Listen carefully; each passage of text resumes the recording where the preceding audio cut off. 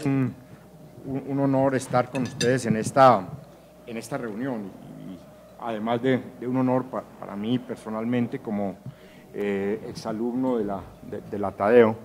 Es una gran satisfacción cada que tengo la oportunidad de pasar cerca de la universidad. Me llegan desde luego grandes recuerdos de lo que es una de las mejores épocas que desde luego cualquiera de nosotros puede tener en la vida, no solo desde el punto de vista personal, sino desde el punto de vista de la formación. Uno puede discutir muchísimas cosas sobre lo que se hizo bien o lo que se hizo mal desde el punto de vista académico. Estoy hablando del 71 al 77, pero lo que uno no puede negar es que la universidad recibió los pilares y la estructura básica de lo que es la formación para haber desarrollado profesionalmente en el futuro.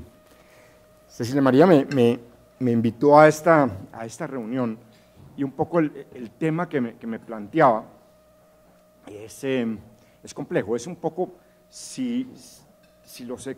qué es lo que las empresas, y en este caso pues desde luego me voy a referir específicamente al tema de Avianca, están demandando como profesionales, y en particular me hacía la pregunta alrededor del tema de los economistas.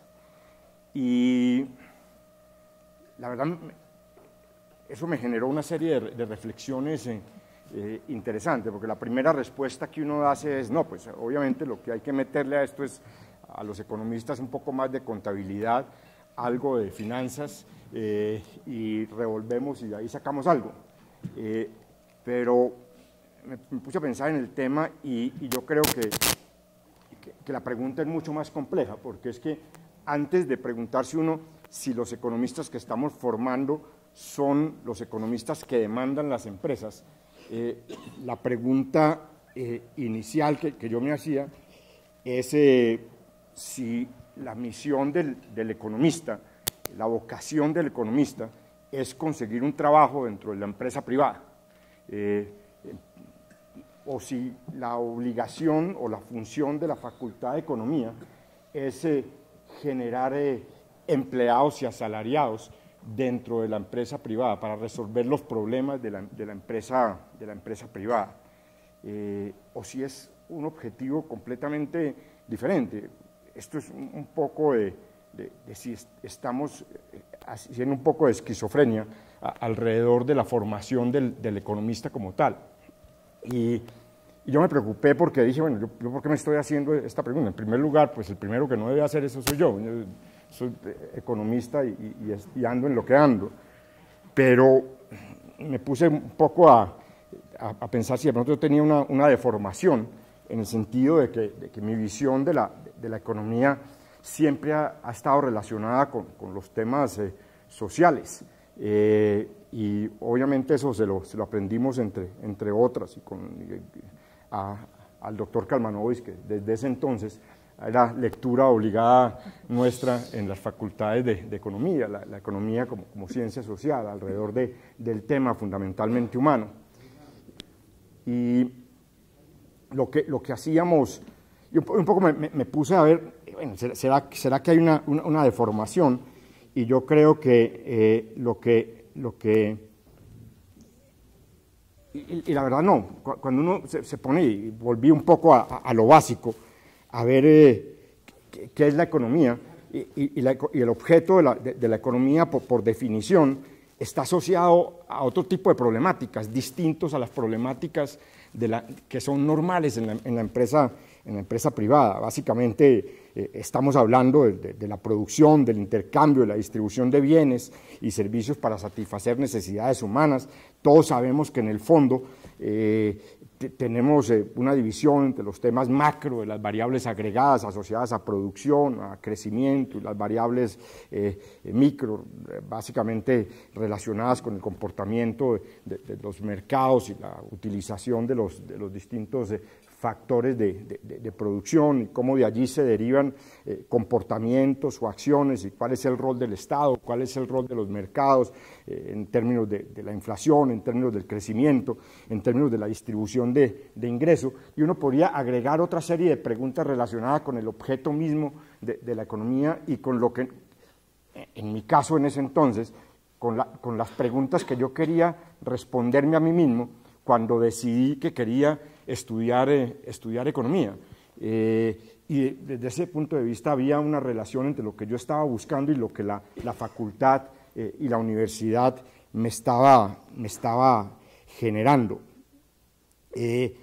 Ahora uno dice, sí, pero las empresas necesitan economistas, ahora voy un poco más en detalle, pero ese tipo de análisis macro, de análisis económico, hacia dónde va el país, cuáles son los riesgos, cuál es ese entorno económico en el cual nos estamos moviendo, realmente es algo que nosotros podemos adquirir mejor afuera. En vez de tener a alguien dentro de la empresa, lo que hacemos nosotros es que recurrimos a centros especializados en generar ese tipo de análisis y producir ese tipo de documentos. A la conclusión que llego es que por definición los economistas, nosotros no estamos educados para atender los requerimientos de la empresa privada y para resolver los problemas y los interrogantes que tiene la empresa privada. Y no digo que eso sea bueno o malo, eso es un hecho, es así. Para eso estamos educados y eso fue lo que nosotros quisimos hacer. Sin embargo, existe esa deformación, y yo reconozco que existe esa deformación entre lo que las facultades de economía están dando y un poco a qué se enfrenta esa persona en el mercado laboral. Y estuve un poco en contacto con la gente nuestra dentro de la compañía, preguntando, bueno, cuando ustedes están buscando ese primer profesional a nivel de analistas en las áreas gerenciales, ¿qué es lo que están buscando? Y me encontré que, en el caso específico de Avianca, el 27% eran administradores de empresas, el 25% ingenieros industriales y el 11% economistas. Dije, bueno, a lo mejor es que hay un sesgo en Avianca, y en Avianca tenemos algo contra los economistas y nos gustan más los ingenieros y los administradores, pero seguramente ustedes conocen, hay una investigación de Trabajando.com un poco mirando el mercado laboral en general en Colombia, y ponía la economía en un quinto lugar como la vocación o carrera más buscada por las empresas, por debajo del, obviamente, administración, que tenía 18%, economía tenía 3%, por debajo de marketing, ingeniería de sistemas y administración de negocios internacionales. Un poco, no me sentí un poco cómodo con lo que encontré en Avianca. Dije, bueno, pero díganme, ¿qué explica esto? ¿Por qué prefiere usted un administrador o un ingeniero a un economista? O pongamos la pregunta de otro lado, si eso es así, ¿por qué busca un economista? O sea, ¿qué es lo que le ofrece el economista a la empresa que al final lo está demandando? Y yo creo que el tema es interesante y un poco lo que me contestaron y lo voy a compartir con ustedes es lo siguiente. Hablan de que los administradores de empresas tienen la generalidad, no son muy especializados porque las materias de la carrera les permite saber de todo un poco y pueden adaptarse fácilmente.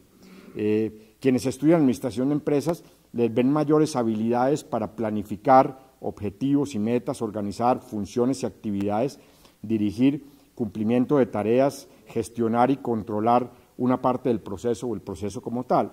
Cuando entran en el tema de ingeniería industrial, hablan de que su esquema de pensamiento es estructurado, le permite organizar los procesos e información en general más que en otras carreras. Su formación es encaminada a la búsqueda de soluciones, diferente a otras profesiones. Adicionalmente tienen excelente capacidad de análisis por su formación numérica que permite diseñar indicadores y otras formas de medición de gestión, y esta profesión en la actualidad cuenta con fortalezas para el diseño de modelos de simulación en el funcionamiento de procesos. Cuando entran los economistas, la respuesta es interesante, porque dicen, poseen buena estructura mental, tienen herramientas en su formación que les permiten tener el entendimiento global de la organización y las variables externas que logran afectar el área, tienen capacidad de análisis matemático que le permite trabajar en supuestos y proyecciones y analiza tanto las causas como consecuencias de los fenómenos económicos para que involucran costos y beneficios a través de la estructura, interpreta y genera modelos. Básicamente, en las dos primeras, en administración y en ingeniería, hay un denominador común que está ausente de la formación económica, un poco tratando de ver qué es lo que hay ahí que no tenemos nosotros, que es los temas relacionados con la organización de procesos, la planificación, la búsqueda de resultados y la gestión. Y hay un elemento que es común a los anteriores, en el cual sobresale la formación económica, que más que con el objeto tiene que ver con el método, y es la capacidad de análisis como tal, la capacidad de interpretación de lo que está ocurriendo y de formulación si se quiere, de resultados. Fui un poco más allá, dije, bueno, yo quisiera ver qué están haciendo los profesionales que están entrando a la empresa, cuáles son las tareas que tienen, un poco para ver si la formación de economista que le estamos dando los habilita o no para desarrollar ese tipo de actividad. Hablé con la gente de aeropuertos y básicamente los analistas que están entrando allí, o algunos, desde luego, estoy simplemente señalando algunos proyectos de ejemplo, están trabajando en cómo resolver un problema, y es las limitaciones del aeropuerto El Dorado para poder garantizar una operación oportuna y a tiempo. Entonces esto lo que obliga es a distribuir completamente el itinerario de manera distinta, lo cual genera costos adicionales porque implica tener más flota y más tiempo de tránsito.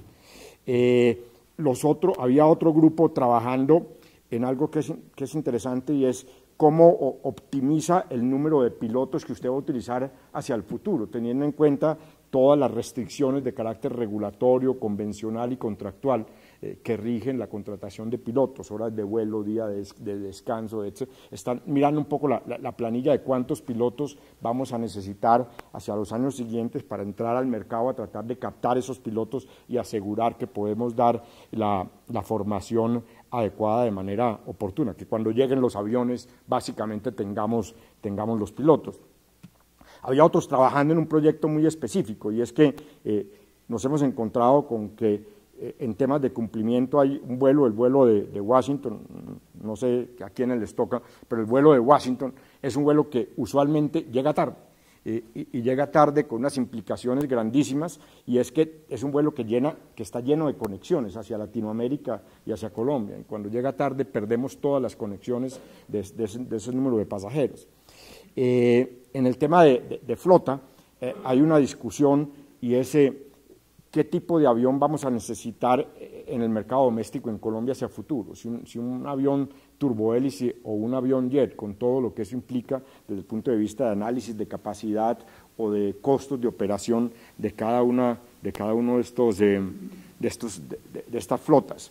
Hay otra gente trabajando algo que es interesante, y es que todo lo que ocurre en un aeropuerto para que un avión salga a tiempo es realmente una acumulación de procesos complejos. Estamos hablando de que las tripulaciones tienen que llegar de manera oportuna, de que el avión tiene que estar obviamente abastecido de combustible de manera oportuna, de que los suministros de alimentos por parte del Gate Gourmet en este caso tienen que ser entregados de manera oportuna, pero si el avión viene de alguna parte, el avión hay que desabordarlo, el avión hay que limpiarlo, el avión hay que abastecerlo y hay que abordarlo con los otros pasajeros de manera oportuna.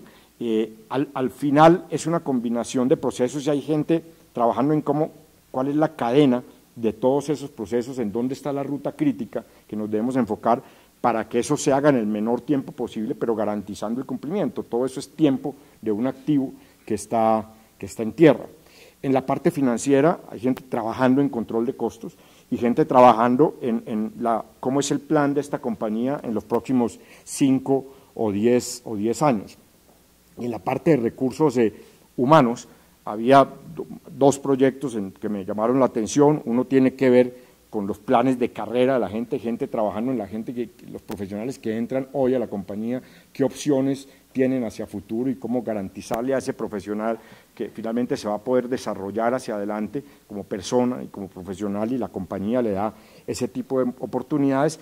Y un proyecto que es bien interesante, que es el de Great Place to Work, y es cómo mejorar el entorno laboral de la compañía, en un entendimiento que tenemos nosotros, y es que al final, en el caso nuestro, en donde nosotros decimos que nos queremos diferenciar de los demás por el servicio, lo que hemos encontrado es que el servicio es la gente, el servicio depende de la gente, y lo que diferencia al final, cuando uno dice yo me diferencio del servicio, es yo me diferencio con la gente, y para diferenciarme con la gente se necesita que la gente que trabaja en la compañía esté realmente satisfecha y esté contenta con lo que está haciendo.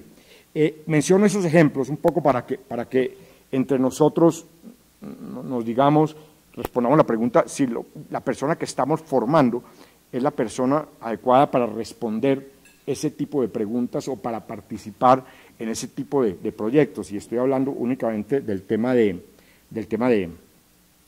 Avianca. Hay y lo menciono de paso, lo podemos poner un paréntesis, y hay un tema crítico de todas maneras en este tema de formación, y estamos hablando de competencias, para no hablar de los temas personales o de los temas de actitudes o los análisis que se hace sobre las condiciones humanas de la persona que nosotros estamos vinculando. Hay un tema que es crítico, es el tema del idioma. No sé si ustedes lo ven así o no lo ven, pero realmente, y más que por si puede entrar a trabajar o no puede entrar a trabajar, lo que es claro es que el profesional que, por lo menos en estas áreas, y yo diría que en todas, más en otras, más en operativas, inclusive técnicas, que no tiene un buen dominio del inglés, es una persona que va a tener muchísimas limitaciones en sus capacidades de crecimiento profesional. Lo menciono como un elemento aparte allí que me surge. Y desde luego, cuando hago estos planteamientos, me nace una pregunta, y es, ¿qué es lo que aspira la persona que decide, en medio de todas las oportunidades, estudiar economía? Ese muchacho aspira a que la universidad lo forme para responder estas preguntas o para atender estos requerimientos, o lo que aspira, como en su momento yo lo viví, es a responder otro tipo de preguntas, de carácter social, de carácter más global. Si la persona entra a estudiar economía pensando en que la empresa lo va a captar para manejar este tipo de proyectos, yo pensaría que es un poco frustrante, o que hay un tema ahí de vocación y orientación profesional desde el principio que uno debe atender. Digamos que acá estamos entonces ante varias opciones. Uno es, no nos preocupemos por este tema, preocupémonos por formar buenos economistas, de pronto un menor número de economistas que van a tener la posibilidad de acceder y tener un desarrollo profesional en donde el economista quiere tener ese desarrollo profesional, en la investigación, en la formulación de políticas, inclusive dentro del sector privado o dentro del sector público, no tiene que ser dentro del sector público, pero su orientación tiene que estar un poco más hacia eso, y se puede, si eso es lo que él quiere vocacionalmente, va a encontrar que la universidad le está dando lo que él está buscando. Si podemos asumir otro camino, y es simplemente volvernos un poco más pragmáticos, si se quiere, y hay muchas facultades o universidades en donde eso se está desarrollando, y es un poco generar economistas, administradores, o economistas ingenieros o algo de esa naturaleza. Pero en ese caso hay que asumirlo como tal. Y ahora hago un planteamiento sobre eso. De acuerdo. Y si esa digamos, porque no hay nada más frustrante que la persona que entra a estudiar economía y consigue finalmente engancharse en una empresa con la expectativa de que le pregunten en algún momento algo que ya ha tratado de responder durante toda su carrera, y es si cree que el Banco de la República va a subir o va a bajar las tasas de interés, y nadie le pregunta eso, y por el contrario le están diciendo que calcule la TIR de la adquisición de esa nueva máquina, y el pobre señor no sabe qué es la TIR. Tiene que irse a buscar qué es la TIR y cómo se calcula la TIR. La otra opción que veo ahora que existe ya en la universidad, que es un poco generar, y es complementaria a la anterior, es generar esa facultad de administración, en donde exista ese complemento entre la facultad de administración y la formación de ese economista con esa mezcla, esa interacción de disciplinas y competencias de carácter administrativo. Hay algo en esta línea de pensamiento que me llama la atención, y es que si ustedes miran los temas de posgrados, y ustedes me dicen yo estoy equivocado, que realmente no tengo los números, pero yo tengo la impresión de que muchos de los economistas que tienen después la posibilidad de acceder al mercado o de acceder a los posgrados en Colombia o en el exterior, detectan ese vacío en su formación y tratan de hay mucha más demanda por MBAs, por parte de economistas, que inclusive de profundizar en máster, hacer una maestría en ciencias económicas puras. Yo tendría dos comentarios finales, y es, independientemente de qué es lo que hagamos, hay dos elementos que son importantes. Uno es el contacto de la gente con la tecnología, y acá me refiero más a los instrumentos que al objetivo mismo de lo que estamos estudiando.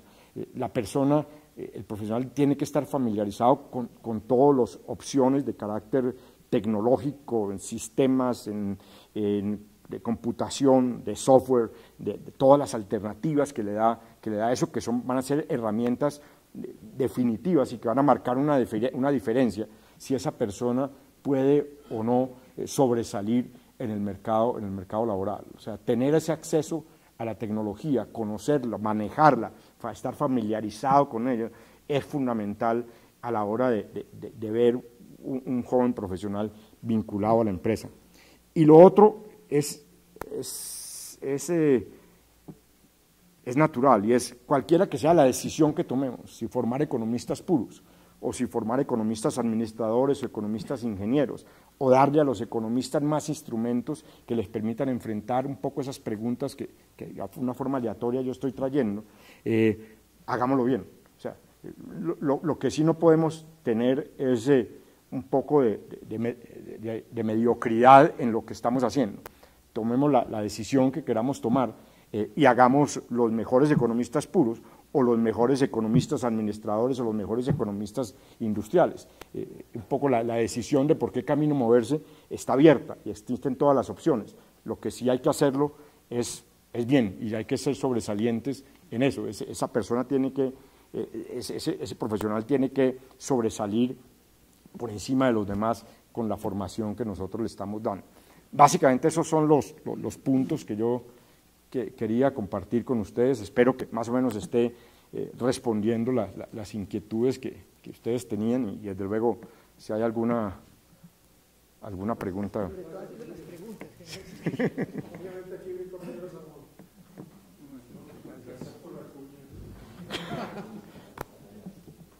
Tenemos venta de los libros allá.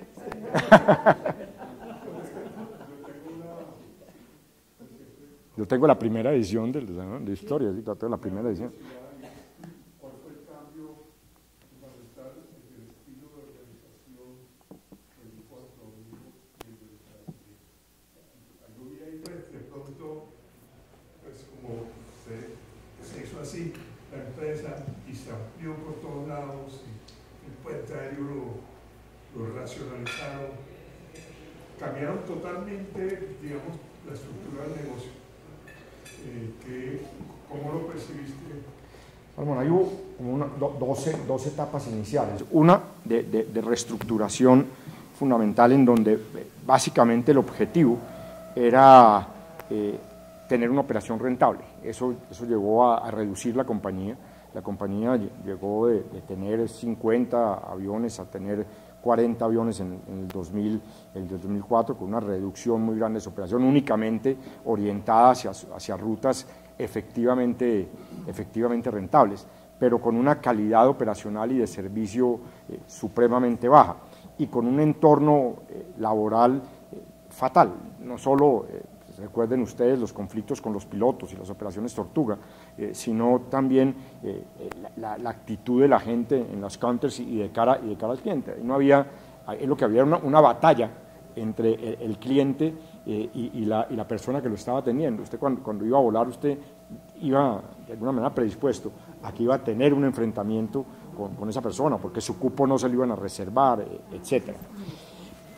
Vino un poco una serie de medidas y era un poco lo que llamamos nosotros como tomar mangos bajitos, y era acá lo primero que hay que hacer es mejorar el servicio, recuperar la lealtad de los clientes, y reorganizamos la operación de manera que la puntualidad fuera crítico, y hubo un cambio dramático en la puntualidad de los vuelos que fue fácilmente percibido por los usuarios.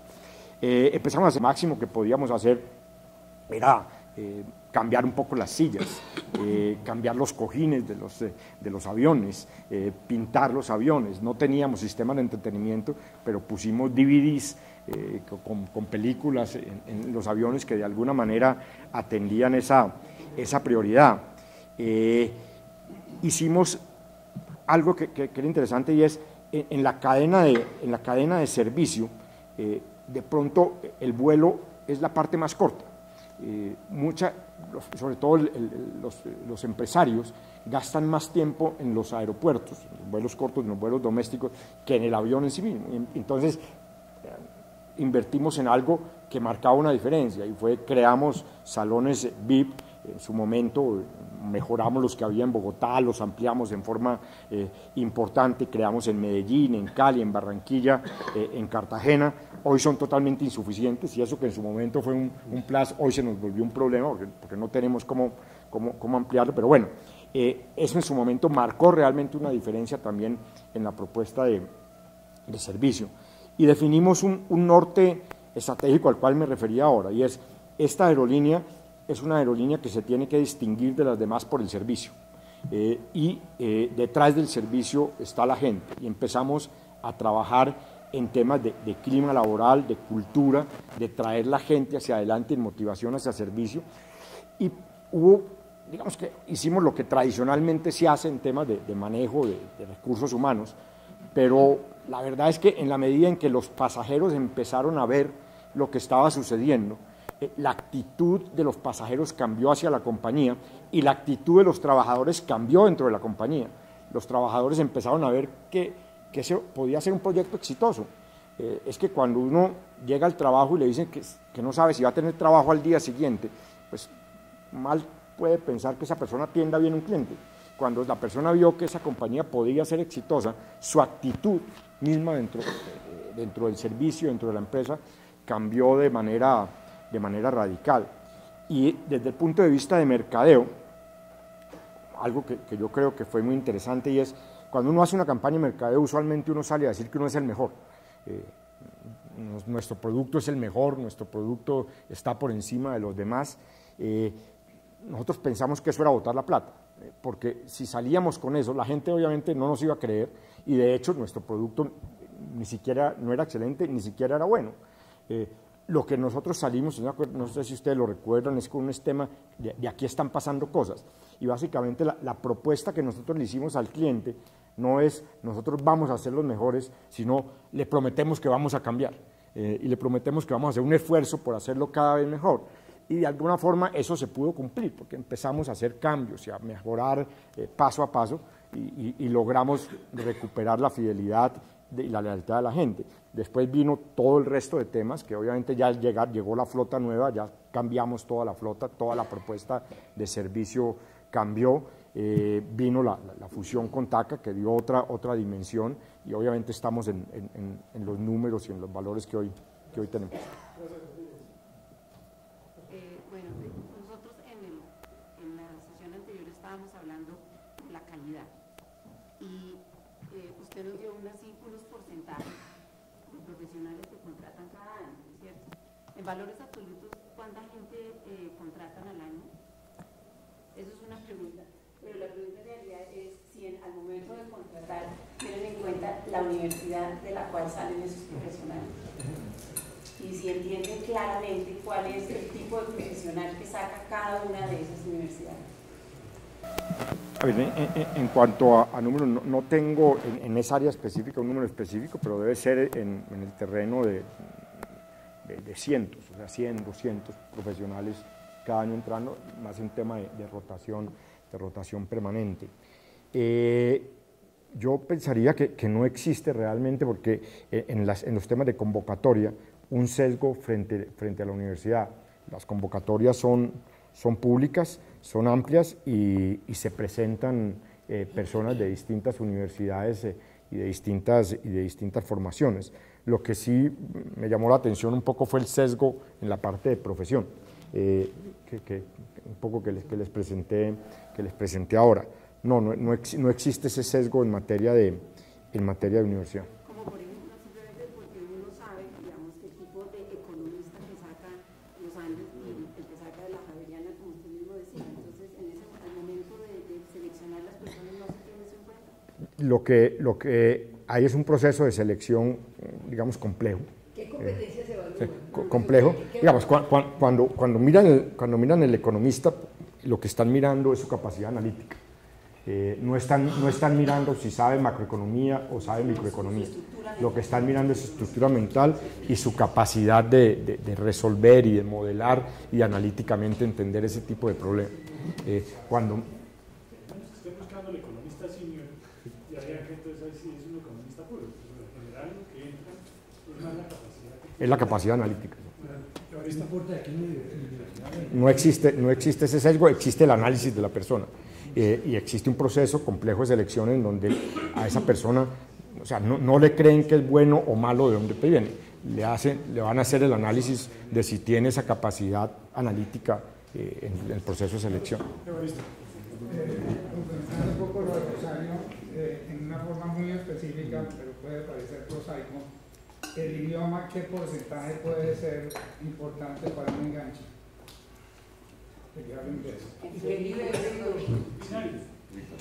Yo diría un poco para entrar se tiene en cuenta. Uno prefiere, obviamente, dadas las condiciones de igualdad, si la persona maneja inglés o no, es un plus. Pero me preocupa no tanto que esa persona no consiga trabajo. Lo que sí estoy seguro es que si esa persona quiere ascender dentro de la empresa y no sabe inglés, va a estar bloqueado.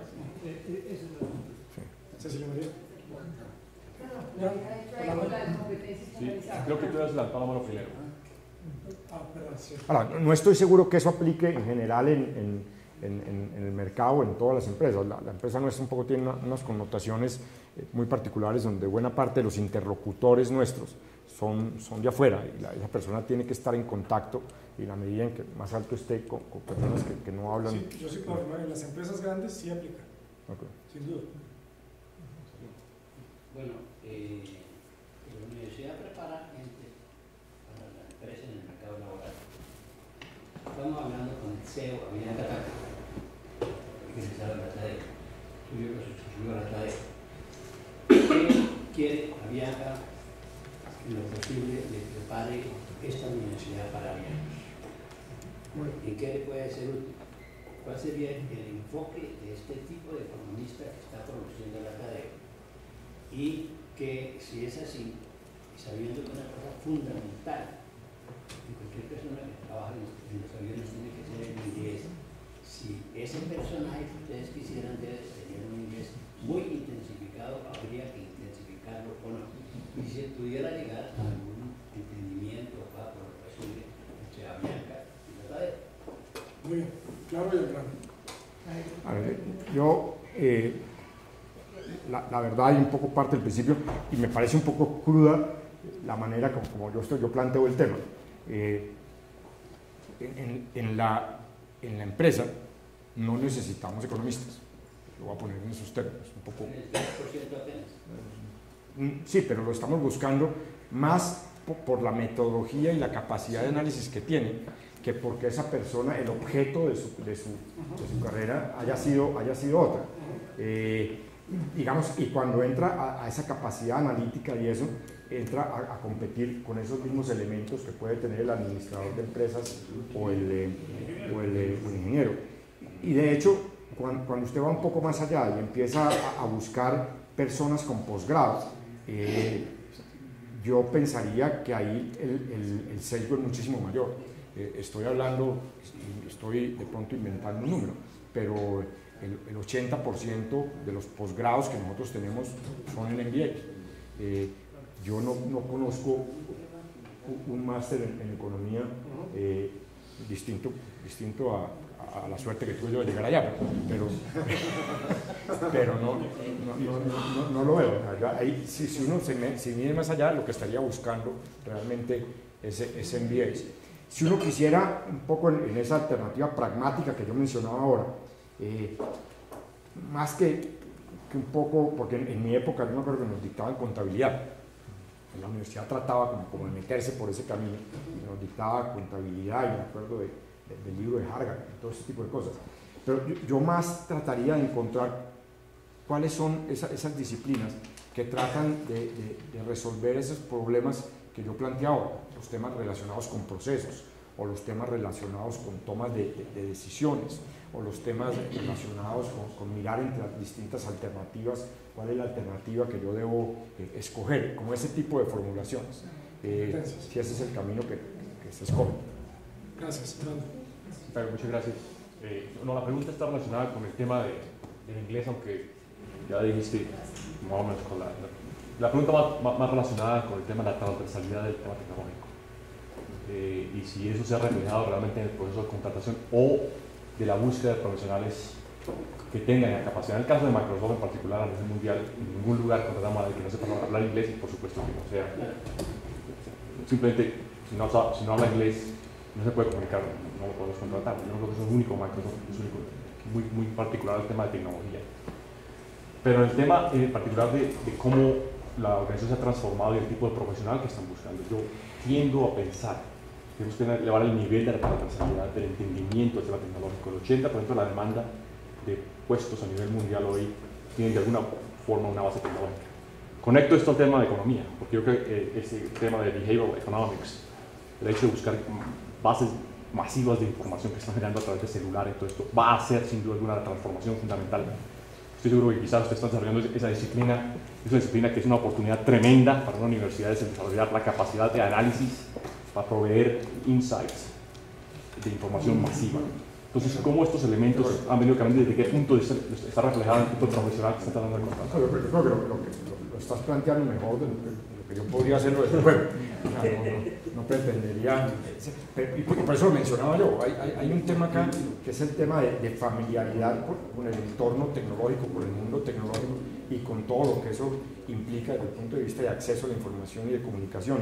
Y algo adicional, y es de la velocidad de cambio, de la velocidad de innovación, de cómo asimilar todas esas oportunidades que te va generando ese mundo y traducirlas en hechos reales dentro de la empresa y dentro del campo que estás haciendo. Me parece. Pero al contratar, digamos, ahí hay un proceso claro, bastante. Obviamente la compañía tiene que darle después muchos elementos, pero esa familiaridad y la capacidad de asimilarlo está presente desde el principio, y yo creo que allí la facultad tiene muchísimas posibilidades de agregarle valor a ese estudiante. Gracias. Bueno, muchas gracias por estar acá. Yo hablo más en nombre como estudiante. Usted como egresado taísta, ¿qué opina sobre las prácticas laborales? en su época existían. ¿Usted cómo le gustaría que fuera el estudiante taísta para entrar a Avianca? ¿Qué competencias? Un poco lo primero es que, desde luego, un estudiante taísta me parece por formación y por persona, una gran persona. Y eso es importante en la vida. Eso es importante en la vida porque uno de ahí para adelante vienen muchas cosas. En cuanto a formación, un poco las cosas que he venido expresando alrededor de cuáles son los problemas que nosotros estamos solucionando o intentando solucionar con el profesional que estamos contratando. La pregunta es la siguiente. Usted señaló un elemento que me parece muy importante, usted le dio la importancia que tiene en el desarrollo que tuvo de sacar de la compañía de esa situación en la que estaba, que es el tema del clima laboral. Sí me gustaría, si le es posible, que nos ampliara un poquito ese tema. O sea, ¿qué quiere decir eso? Yo no tengo la formación que tienen ustedes, pues para mí la palabra es como abstrus. Políticas salariales o políticas de desarrollo dentro de la empresa, no sé. Yo creo que hay de todo. Desde luego, la persona tiene que estar remunerada de acuerdo con su capacidad en el entorno del mercado laboral, pero eso no es suficiente. Cuando uno está tratando de construir ese clima laboral, está mirando otras variables. Primero, por ejemplo, ¿la empresa es transparente o no es transparente? Cuando usted está generando posibilidades de ascender y está encontrando una persona para llegar a una posición adelante o arriba, ¿le está dando igual oportunidad a todo el mundo o no? ¿O hay un esquema de preferencias dentro de la empresa? Eso desde luego es un tema crítico. La empresa le está comunicando al empleado permanentemente qué es lo que está pasando en la empresa, hacia dónde va, cuál es su razón de ser dentro de la empresa, o no le está generando eso. Le está señalando cuáles son sus oportunidades a futuro, le está ayudando a identificar cuáles son sus competencias y cuáles son sus debilidades, y le está aportando para solucionar esas debilidades y ayudarlo a construir un mejor futuro de la empresa. Desde luego es otro elemento. El clima laboral dentro de la empresa es adecuado, ¿no? El entorno en el cual esa persona está trabajando, ¿no? Digamos que todas esas hacen parte de la generación de eso, no solo el tema salarial. Usted puede tener un tema salarial altísimo y tener una vida laboral totalmente desgraciada, ¿no? Y yo lo que yo le planteo a la gente, y me vuelve un poco cansón en eso, es a uno le enseñan de que es que si uno está contento en el lugar, eso lo traduce en el trabajo. Eso es mentira.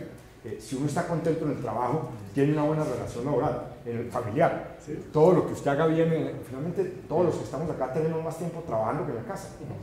Entonces, si uno está contento y está satisfecho y se está desarrollando laboralmente, eso le aporta a su vida familiar. Y es fundamental.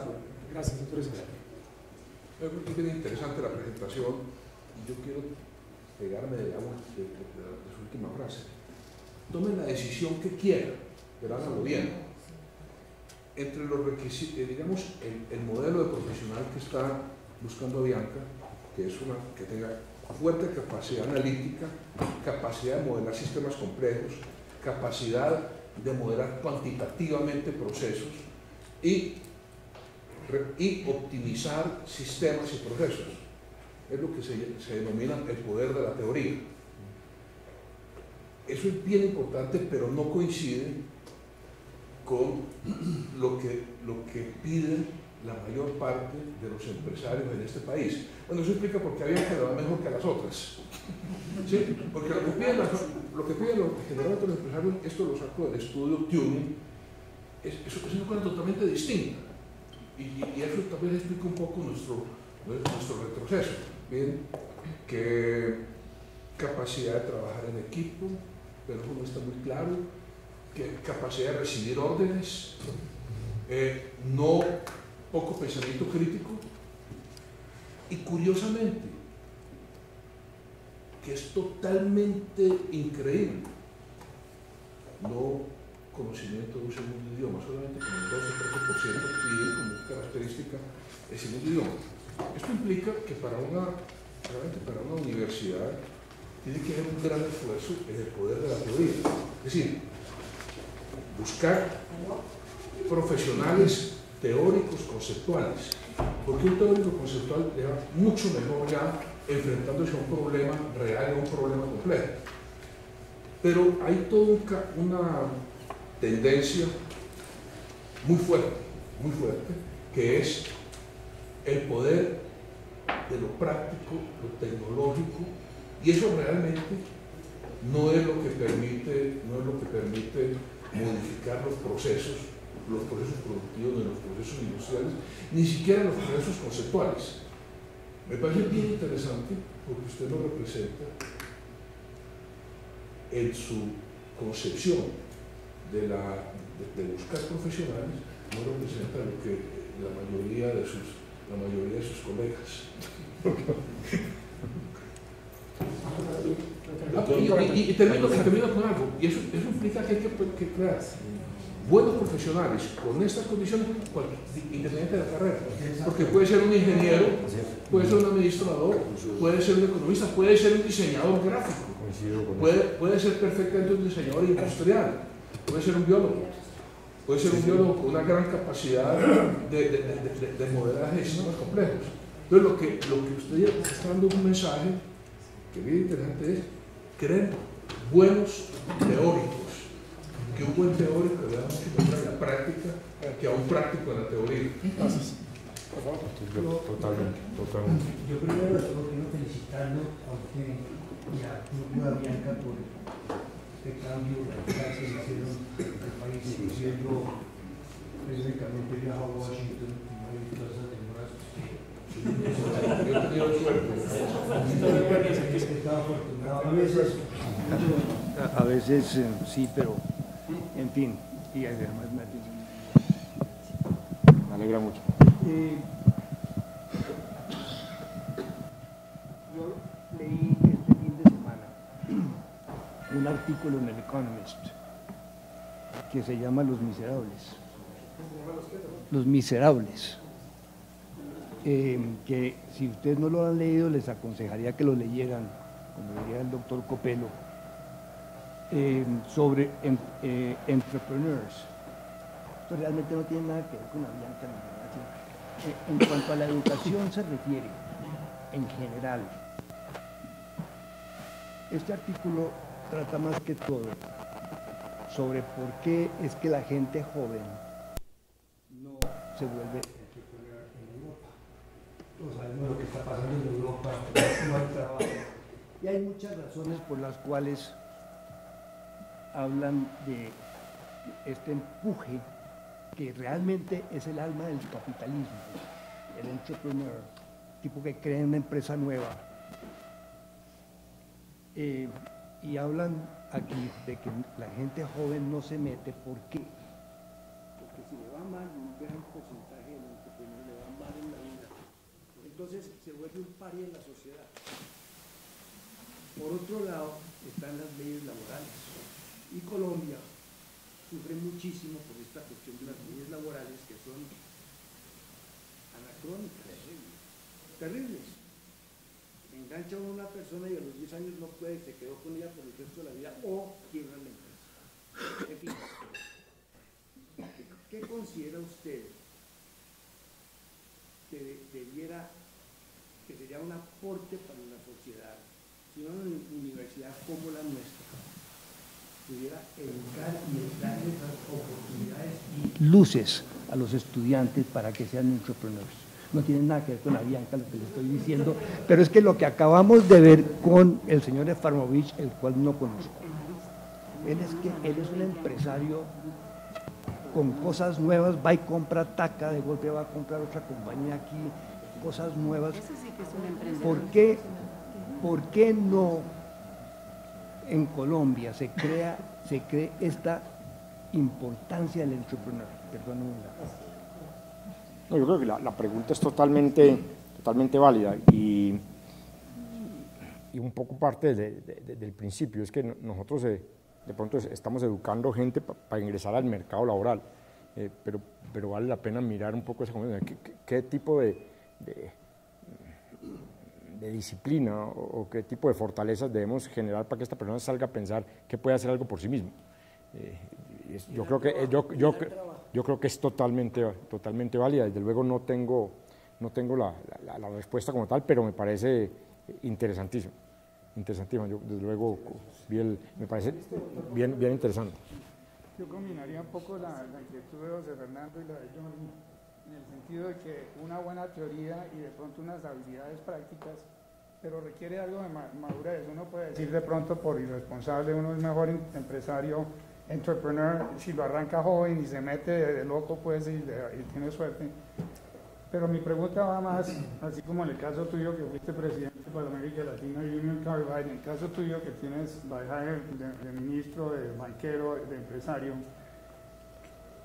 y te vuelves asesor, ¿qué recomendación darías para montar posgrados? Posgrados que tengan esa fuerza teórica de que habla José Fernando y también capacidades prácticas, ser entrepreneur. ¿Qué tipo de enfoque de posgrados pudiera recomendar? ¿Qué tan importante es el posgrado hoy en día, no solamente para las empresas, sino para poder hacer el entrepreneurship o otras cosas? ¿Qué recomendarías? Pues es mucho y sobre todo ya en niveles de desarrollo y de crecimiento profesional de esta persona, va a empezar a competir con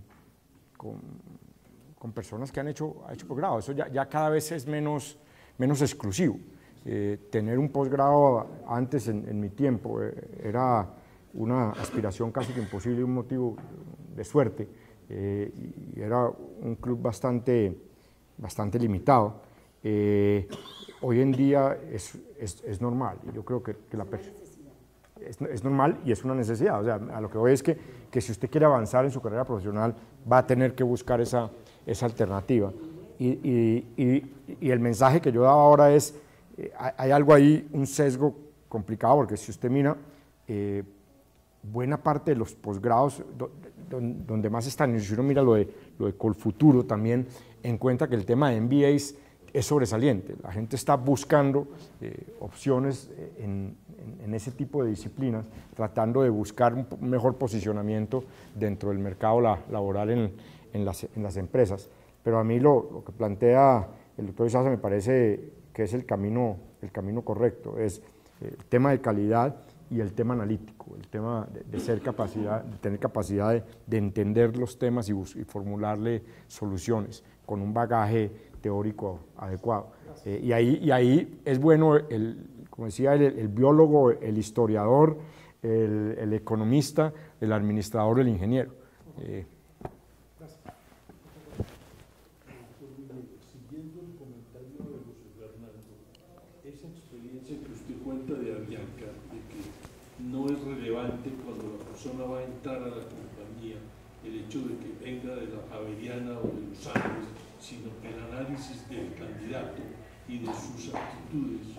Con base en ese estudio al cual usted hizo referencia, o de su conocimiento del país, ¿podría decirse que es una práctica aislada de Avianca o que responde a una tendencia generalizada en las compañías? Yo fui vicepresidente de Acerías Paz de Río hace muchos años y me acuerdo que era virtualmente imposible, si llegaba una hoja de vida de un candidato de los Andes o de la Javeriana, convencer al respectivo comité que le dieran el chance a otra persona. Pero obviamente por condiciones soy obsoleto, entonces le pregunto simplemente para mi información, ¿cree usted que eso es hoy una costumbre generalizada o que la práctica de Avianca es un fenómeno aislado? No sé qué ocurre en otras empresas, lo que yo sí le puedo garantizar y responder es que es la práctica correcta, que es de enfrentarse a ese problema, no asumir uno que porque viene de una universidad X o de una universidad Y, esa persona tiene o no las calidades. Máxime cuando un poco uno está buscando ese tipo de competencias de las que estamos hablando, y la varianza que puede haber dentro de una universidad en personas que tienen esa competencia o no tienen esa competencia es infinita. O sea que la universidad no te lo va no te lo va a garantizar. Eso es una práctica más del gobierno y de viejas, de que dependía, si usted era de la Javeriana entraba al gobierno, después si era de los Andes entraba al gobierno. Por eso yo... última pregunta.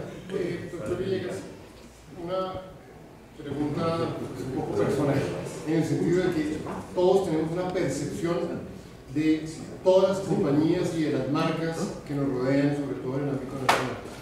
Más allá de su vinculación emocional con la universidad, usted como líder empresarial de este país, ¿realmente qué percepción tiene en general de la Universidad Jorge Tadeo Lozano? Si sus hijos quisieran estudiar en la Jorge Tadeo Lozano, ¿cuál sería su opinión con el corazón en la mano? Bueno, estoy esperando a ver si aparece un nieto para matricularlo. Pero, no, a ver, hay una, francamente, o sea, yo me siento orgulloso de haber hecho mi carrera en la Tadeo y de haber tenido ese episodio de formación en lo humano y en lo profesional en la Tadeo. No estoy seguro si a estas alturas, después del 77, uno podría decir, desde el punto de vista de formación académica, si es o no es, porque además estoy seguro que la universidad ha cambiado muchísimo, y la facultad ha cambiado muchísimo, pero lo que me dio la universidad como escenario y como de formación, lo tengo presente y lo agradezco siempre. Hay una cosa que a mí me parece impresionante cuando veo la Tadeo y la sigo, y es la modernización, el crecimiento, la infraestructura. O sea, uno ve eso y es una universidad completamente diferente a la que nosotros vivimos en nuestra época, que estaba reducida un poco a ese edificio central. Ahí ha habido una modernización grandísima que seguramente tiene también una relación con lo académico que es importante, ¿no? Yo siento que ese nombre es un nombre bien importante desde el punto de vista. Muchas gracias. Gracias, doctor Villegas. Muchas gracias.